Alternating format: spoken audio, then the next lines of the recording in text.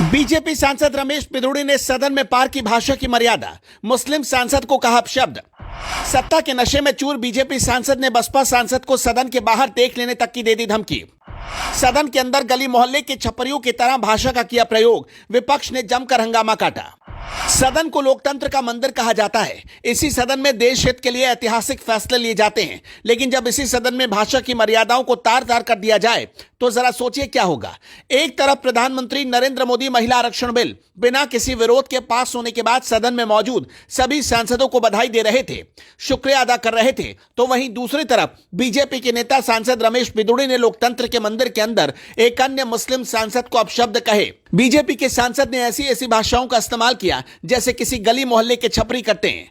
BJP सांसद ने बसपा के सांसद दानिश अली को उग्रवादी कहा, आतंकवादी कहा, यहां तक कि सदन के बाहर देख लेने तक की बात कह दी। साथ में मौजूद अन्य भाजपा सांसद मुस्कुरा रहे थे। सदन के अंदर इस तरह की छपरी वाले भाषा का प्रयोग किया गया। बीजेपी सांसद यही नहीं रुके, उन्होंने दानिश अली को कहा कि यह मुल्ला आतंकवादी है, मैं तुझे बाहर देखूंगा। दरअसल चंद्रयान 3 पर बोलते हुए बीजेपी सांसद ने बसपा सांसद दानिश अली के लिए बहुत आपत्तिजनक और असंसदीय शब्दों का प्रयोग किया।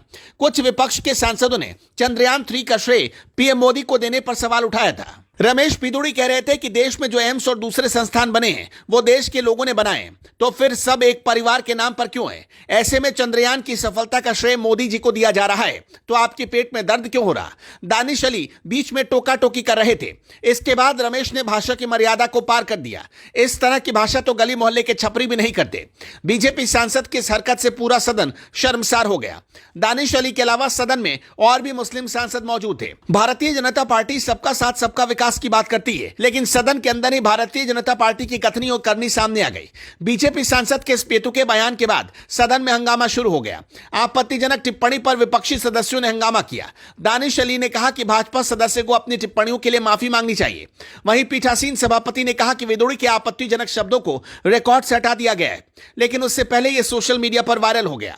सांसद रमेश पिधुड़ी शुरू में अखिल भारतीय विद्यार्थी परिषद के एक्टिव सदस्य रहे। रमेश पिधुड़ी 2003 से लेकर 2008 तक दिल्ली बीजेपी के उपाध्यक्ष है। वर्तमान समय में वो दिल्ली बीजेपी के महामंत्री पद पर भी आसीन है। दक्षिण दिल्ली से सांसद बनने से पहले रमेश पिधुड़ी 3 बार तुगलकाबाद से विधायक भी रह चुके हैं। पहली बार उन्होंने 2014 में लोकसभा चुनाव लड़कर जीत हासिल की थी। इसके बाद 2019 में आम आदमी पार्टी के राघव चड्ढा और कांग्रेस के उम्मीदवार विजेंद्र कुमार को हराकर दोबारा संसद भवन पहुंचे। सांसद रमेश पिधुड़ी की इस हरकत से दक्षिणी दिल्ली की जनता बेहद नाराज है। सोशल मीडिया पर रमेश पिधुड़ी को लेकर लोग अलग अलग तरीके से अपनी राय रख रहे हैं। इस बार 2024 में दिल्ली दक्षिणी से रमेश पिधुड़ी की राह आसान होने वाली नहीं है। दक्षिणी दिल्ली की जनता रमेश पिधुड़ी से पहले ही नाराज थी और अब सदन में रमेश पिधुड़ी की इस हरकत से बीजेपी की हर तरफ थू थू हो रही है।